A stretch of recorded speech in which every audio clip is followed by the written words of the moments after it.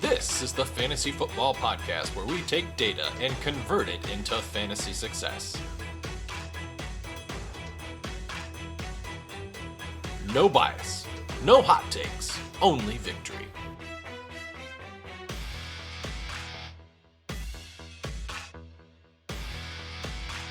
This is the Fantasy Alchemist Podcast, and now your host, Dustin Chandry. Welcome back to the Fantasy Alchemist Podcast. This is Dustin Chandry, episode 2. I'm recording on August 22nd.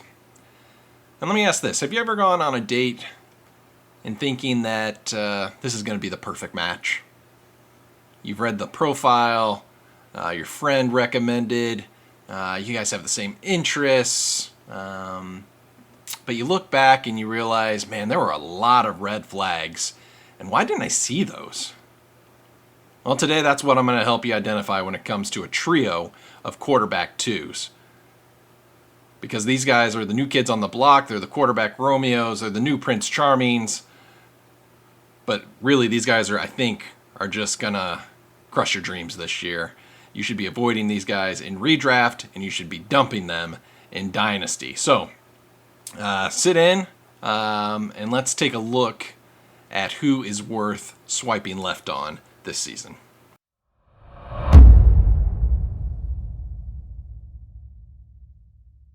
So the first quarterback I want to spotlight is Commanders quarterback Sam Howell. Entering his second season, he's been named the starter going into week 1. He only played one game last year, started the last game of the season against the Cowboys team who had nothing to play for in that moment. He played well. He scored 18 fantasy points that week. Obviously, he's developed quite a bit this offseason to the level that the coaching staff and the front office trusts him to move forward as their starting quarterback this season. The concern that I have with Howell really just stems from the fact that he's a fifth-round quarterback, and the history of quarterbacks selected this late in the draft, a day 3 quarterback having sustained success in the National Football League is extremely uncommon. Let's just take a look at a few examples. So between 2012 and 2022, there's been 65 quarterbacks that have been selected on day 3 of the NFL draft. These are the top 10 quarterbacks just on games played. Not games started, just games played. So Kirk Cousins been in 142 games, Dak Prescott 97 games, and then it drops significantly. Trevor Siemian at 35, Gardner Minshew 31, Jeff Driscoll 21 games. Obviously Cousins and Dak were 4th-round picks, have been incredible finds. Dak for the Cowboys. Kirk was obviously drafted by Washington and then left in free agency for Minnesota and has found quite a bit of success there. But outside of Cousins and Dak Prescott, right, this list is just guys who either are career backups, journeyman quarterbacks, or guys who just never made it in the league. So Sam Howell is in a company that it's going to be very difficult to find kind of that diamond in the rough. As I mentioned, Cousins and Dak were both 4th-round picks, so if you remove 4th-rounders from this list and just look at quarterbacks selected in rounds 5, 6, and 7, this list slims out extremely quickly to the point where you can't really find any comps at all that give you confidence matching Sam Howell's draft capital to the expectation of where most fantasy drafters are going to put Sam Howell right now. So, for example, you can go out to my Twitter page right now, at FF Alchemist Pod, and you'll see a chart on here in this thread relating to Sam Howell, looking at the percentage of quarterbacks drafted from 2012 to 2022 that played at least 16 games in their career. Played 16 games in their career. A vast majority of round 1 quarterbacks are at least going to play 16 games in the career, over 85%. Round 2, 77%. Round 3, 43% are going to reach 16 games played in their career. And then it starts to drop off significantly once you get into day 3. Round 4, 21%. Round 5, which is where Sam Howell was drafted, is only 10% of those quarterbacks have played at least 16 games. Round 6, 11%, and round 7, much, much smaller there, only 5%. And if you look at Howell's performance in that one start in Week 18, it's just kind of okay. I mean, he had obviously 18 points scored in that week, but he played 63 snaps, 19 passing attempts, only 11 completions, 58% completion rate, a little bit below league average, 169 yards passing. Yards per attempt wise, that's okay. The problem obviously is he just had so few attempts, 19 attempts in that one game. The reason he was somewhat boosted from a fantasy scoring standpoint for the week is the fact that he had 35 rushing yards and a rushing touchdown, right? That'd be almost 10 points right there from the rush yards and the rush touchdown. Right? If he's very dependent on his rushing to reach his quarterback 2 ranking. And Howell's advanced analytics from that one start weren't very good either. His expected points above average per play, his EPA per play, was below 0. It was negative 1.7 for that week. Again, he was elevated from a fantasy point scoring standpoint because of the one rushing touchdown, but his expected points per play was below league average. Honestly, this situation with Howell reminds me a lot of Gardner Minshew when he was the starter with the Jacksonville Jaguars, right? He started a few games his rookie year. Entering his second season, he was named the starter. He played 9 games. He got hurt, lost his job. The Jags, I think, openly tanked for Lawrence at that point when they won their first game of the year, and then they lost 15 straight after that. And since then, Minshew's been relegated to a career backup. Minshew averaged 18 points a game in his 2 years with Jacksonville. Howell scored 18 points in his one start last year. You think about the fact that this Washington coaching staff is very much on the hot seat right now. They have to win, or these guys are probably out of a job. You have new ownership that will probably be eager to make their mark and kind of put their stamp on the franchise. And sitting right behind Howell is Jacoby Brissett, who's played 73 career games in his career. And when you compare Brissett's EPA per play, expected points above average per play, last year when he was the starter with Cleveland when Watson was suspended, he looks much more favorable on an EPA per play basis compared to Sam Howell's one start. So I think it is very likely, considering the situation in Washington with the coaching staff on the hot seat, the fact that this team needs to win now, I think Brissett is going to take over at some point, and I would expect that to happen by midseason at least. So with that being said, Sam Howell, he cannot be rostered in one quarterback redraft leagues. I just don't think he's rosterable. In Superflex, 2 quarterback redraft leagues, I would be avoiding altogether. I would not want Sam Howell as my quarterback 2. And then from a Dynasty standpoint, if we're talking Superflex, 2 quarterback, Dynasty, look, you should be actively trying to trade him right now, right? If you can go out to Fantasy Calc right now, he is ranked as quarterback 26, 106 overall from a value standpoint. Right, there's a number of players ranked right behind him that I would straight up just trade Sam Howell for. That would include Derek Carr, that would include Mac Jones, Deontay Johnson, Hollywood Brown, Elijah Moore. From a pick standpoint, if I could get 2 seconds for him, that would be a smash accept. I would offer Howell in a second to upgrade to a first. That would be an easy trade for him. And I think you really need to act pretty much before the season starts. This is how right now is at his peak value. And the reason you need to act now is you can look at Gardner Minshew's dynasty value, where he was at the start of his second season, to where he is now. If you look at Keep Trade Cut, he was quarterback 18 about a month into his second season when he was the starter. Obviously, like I said, he's lost his job. He's now a career backup. He's now at quarterback 46. So significant depreciation in his value and his ranking. And I think that is probably what you will be looking at with Sam Howell going into next year. And then the last thing I would look at, just a few comps out there. He is at his all-time high from a trade value standpoint. You can look at different trade databases, what people have traded for Sam Howell. look, here's just some examples I found. Sam Howell for a 2024 first and a 25 second, easy trade. Sam Howell and Jeremy. Here's another Sam Howell for a 2024 first. Here's Sam Howell for Kenny Pickett. That's just a straight up trade that I would much rather have Pickett on. And here's an example of Sam Howell on a 25 second for a 24 first. That's a great trade. I would even settle 4 years of trade Sam Howell for a 24 second and a 24 third.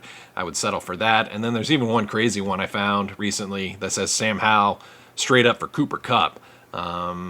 That seems crazy to me, but again, this is kind of the context of like the fever on Sam Howell is at an all-time high, and you should be striking in on a guy who, from an historical standpoint, from a draft capital standpoint, is extremely unlikely to reach the value of what people are expecting right now. So you need to cash out on Sam Howell.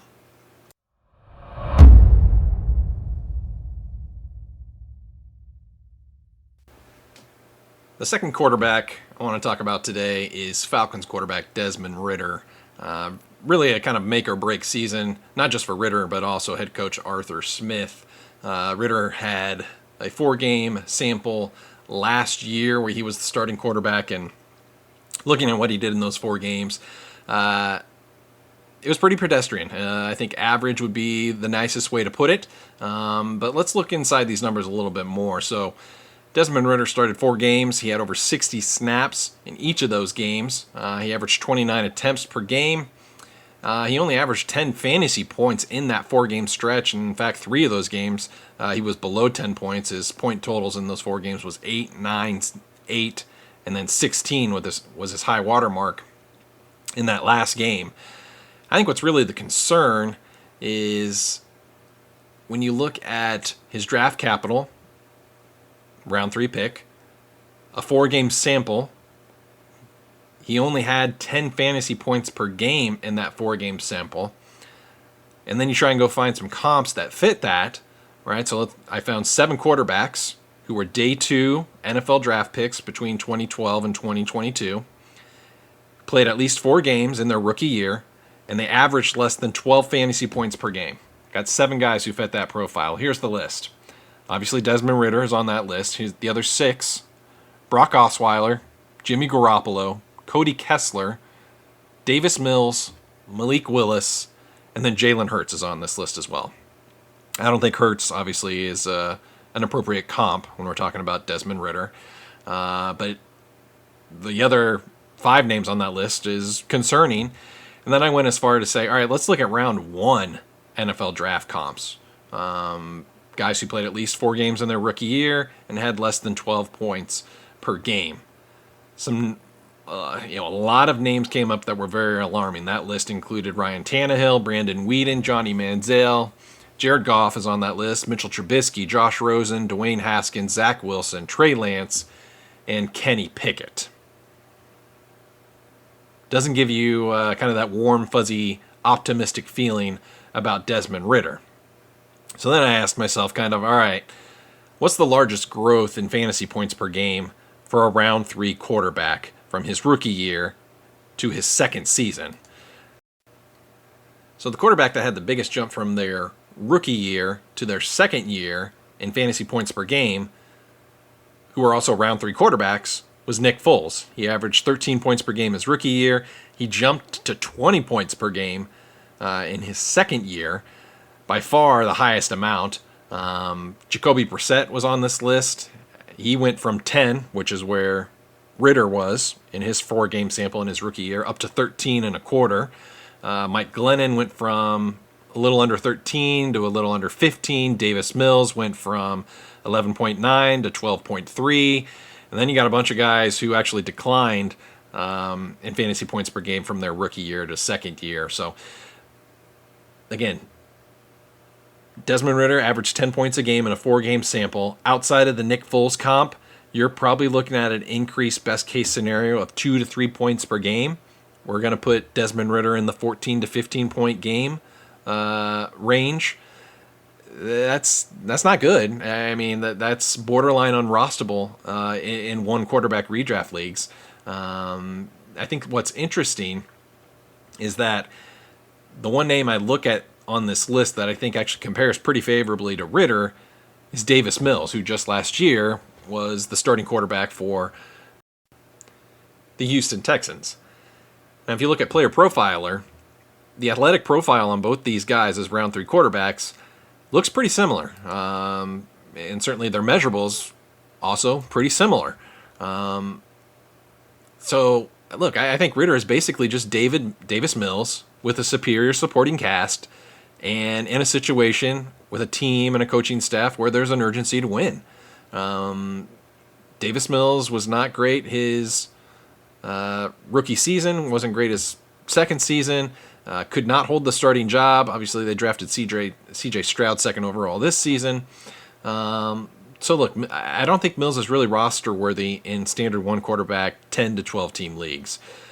In Dynasty Superflex, given the supporting talent and I think the division that they're playing in is pretty poor, the Falcons are likely going to be in the playoff hunt all year. I think that kind of cements Ridder as a mid to low end quarterback 2 for the rest of this season. You kind of see, I don't see them making a move to the backup quarterback who they got from Washington last year. Taylor Heineke. Took me a minute to come up with the name there. But I don't see them making the move to Heineke this year when they're going to be in the playoff hunt. So I think his value is somewhat entrenched, but look, it's a pretty cap ceiling. I think he's very much a game manager surrounded by really good talent and a team that wants to run the ball. They've made obviously some investments on the defensive side of the football. But from an asset standpoint, you don't want Ridder in redraft. And I think from a dynasty standpoint, just like Howell, you should be looking to get out right now as well and get what you can. Ridder's currently quarterback 28, 110 overall, just slightly below where Sam Howell was. Again, a lot of the names I read with Sam Howell, I think you could target for Ridder. Again, I would straight up trade Derek Carr or Deontay Johnson, maybe Zach Charbonnet, Hollywood Brown, Elijah Moore. I would settle for a 2024 second at worst just to get out of that.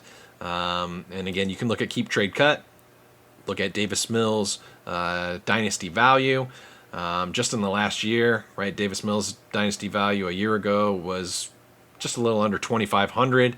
It's now down to around 800. He was quarterback 2020, or he was quarterback 22 last year in 2022. He's now dropped all the way to quarterback 49. So again, Desmond Ridder, another guy with some optimism. But a guy you should be avoiding in redraft and cashing out on in Dynasty.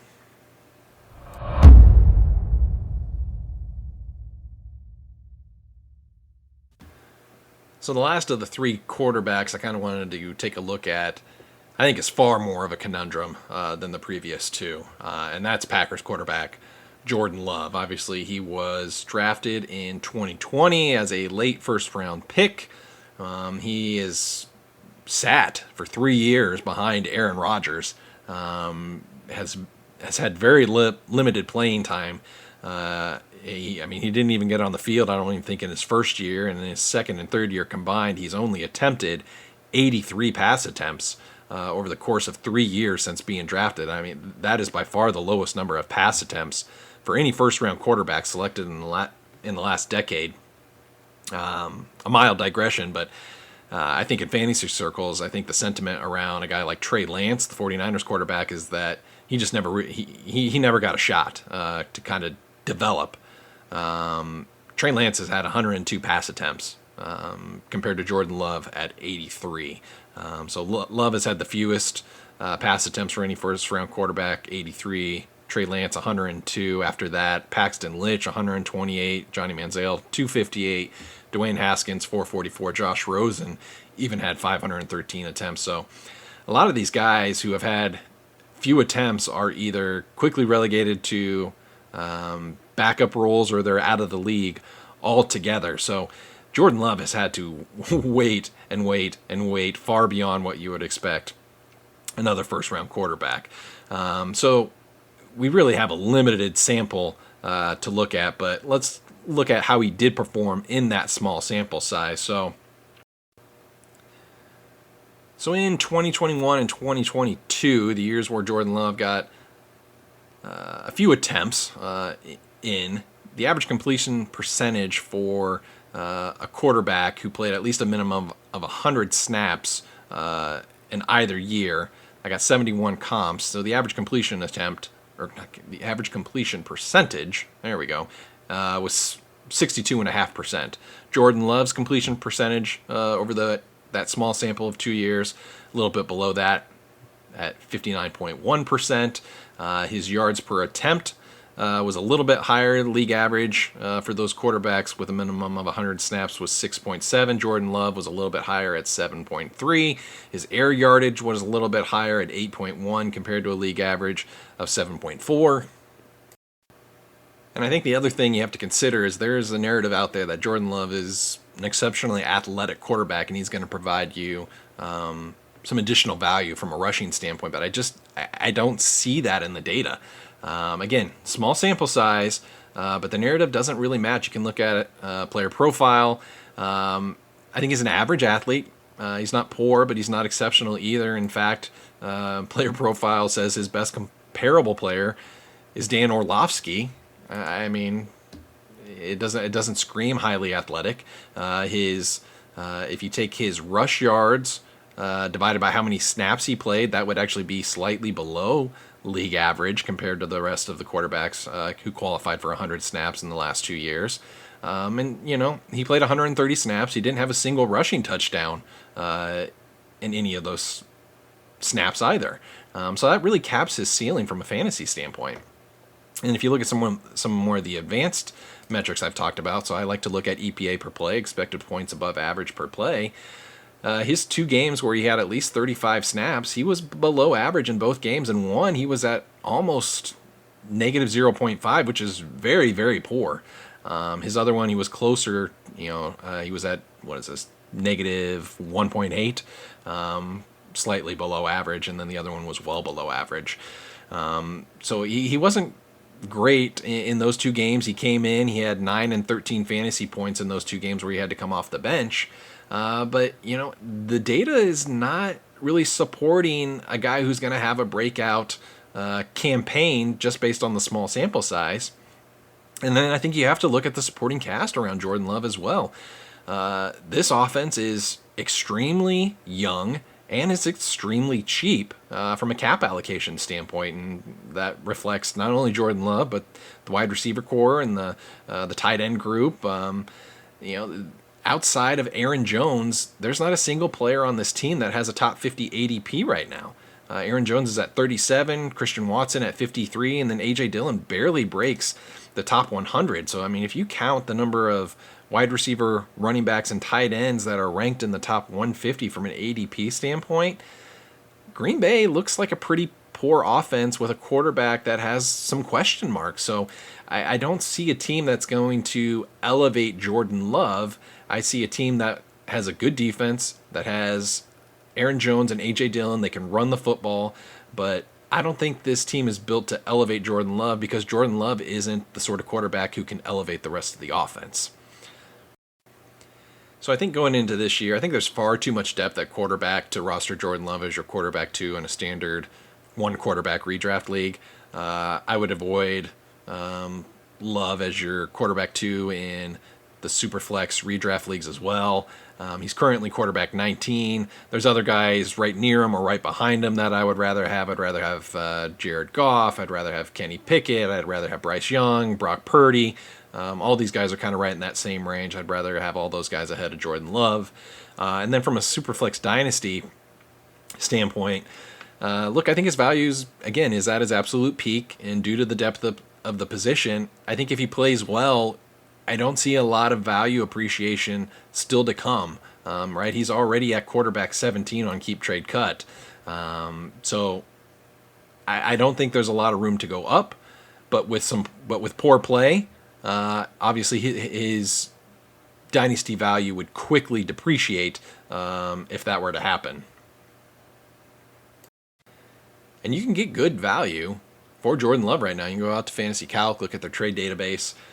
Just recently, there's some great trades in here for Jordan Love. You can put Love and a third for T. Higgins as a trade in here. You can get Love for Charbonnet. You could get Love for a future first, or you can get love for DJ Moore, Zay Flowers. So there's some good comps in here.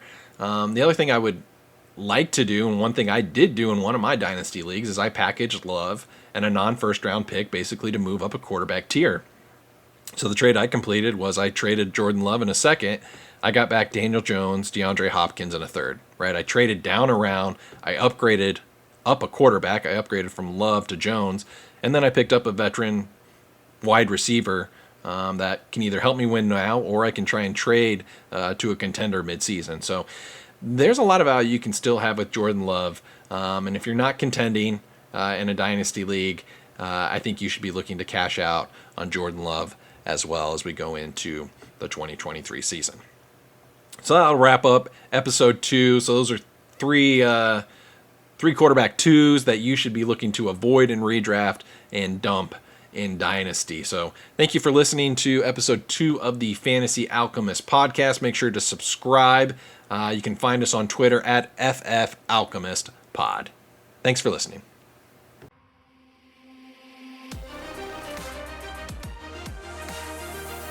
Thank you for listening to the Fantasy Alchemist podcast.